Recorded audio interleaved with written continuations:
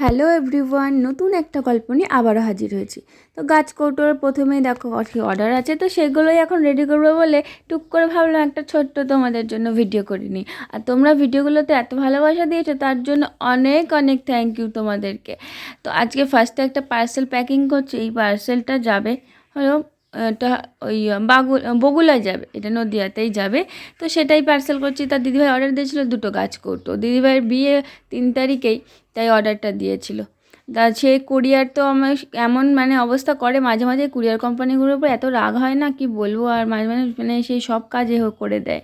তো সেই গল্পের একদিন নাই বলবো, অন্য কোনো দিন। তো আর একটা পার্সেল দেখো, এখানে চেয়েছে 2 জোড়া পান পাতা, আর এই মুকুটের এই যে সিলভার জড়িগুলো হয় না, সেই জড়িগুলো 50 মিটার মতো ছিল, চেয়েছিল, তাই সেটাই দিয়ে দিলাম। এরকম ছোট ছোট লাচি করা আছে ভাগ করা, সেরকমই চেয়েছিল, দিয়ে দিলাম। তাই এটা যাবে হলো হুগলিতে। তো আর একটা পার্সেল ছিল, সেটাতে চেয়েছিল 2টো গাছ কৌটো, সেটাও প্যাকিং করে দিলাম। এই যে প্যাকিং করছি, সেটাও প্যাকিং করে দিলাম। একসঙ্গে সব প্যাকিং নিয়ে বসেছি।